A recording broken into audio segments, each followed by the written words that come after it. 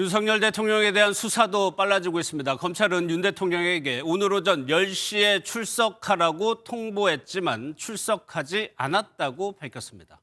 검찰은 2차 소환도 통보한다는 계획입니다. 이 소식은 현장 연결해서 들어보겠습니다. 이시열 기자, 윤 대통령 소환 통보 소식부터 자세히 전해주시죠. 네, 검찰 특별수사본부는 지난 11일 윤석열 대통령에 대해 오늘 오전 10시에 출석해 조사를 받으라고 통보했습니다.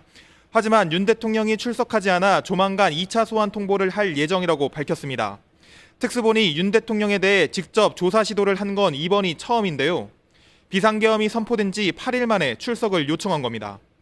특수본 관계자는 윤 대통령이 불출석 사유를 검찰에 밝혔는지 등에 대해서는 확인할 수 없다고 밝혔습니다. 윤 대통령이 이번 비상계엄 사태의 정점으로 지목된 만큼 검찰과 경찰, 공수처 등 수사기관 간 윤 대통령에 대한 직접 수사가 언제쯤 이뤄질지 많은 관심이 쏠렸는데요.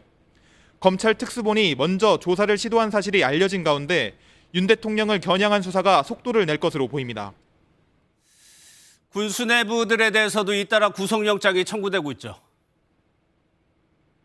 네, 특수본은 어제 곽종근 특수전사령관에 대해 구속영장을 청구했습니다. 곽 사령관은 윤 대통령, 김용현 전 국방부 장관, 여인영 방첩사령관과 공모해 국헌문란 목적으로 폭동을 일으킨 혐의 등을 받고 있는데요. 현직 군인 신분인 만큼 영장실질심사는 내일 오전 중앙지역 군사법원에서 이뤄질 예정입니다.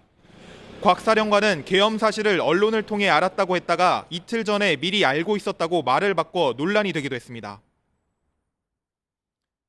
제가 받은 임무가 국회와 선관위, 민주당사, 여론조사꽃에서 6개였는데 그 6개에 대한 임무를 받은 시점이 일요일 12월 1일 정도 됐습니다. 그제 체포됐던 이진우 수방사령관에 대해서도 조금 전 영장이 청구됐습니다. 이 사령관도 곽 사령관과 마찬가지로 계엄 사실을 언론을 통해 알았다고 주장했었는데요. 하지만 특수본은 이 사령관이 계엄 사실을 미리 알고 있었을 가능성이 크다고 보고 집중 조사하고 있는 것으로 전해졌습니다.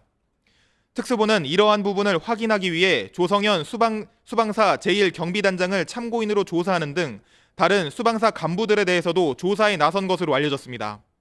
조금 전 계엄 사령관이었던 박안수 육군 참모총장에 대한 구속영장도 청구됐다는 소식도 들어왔는데요. 다음 주에도 주요 군 관계자들에 대한 소환 조사가 이어질 것으로 보입니다. 지금까지 검찰 특별수사본부 앞에서 MBN 뉴스 이시열입니다.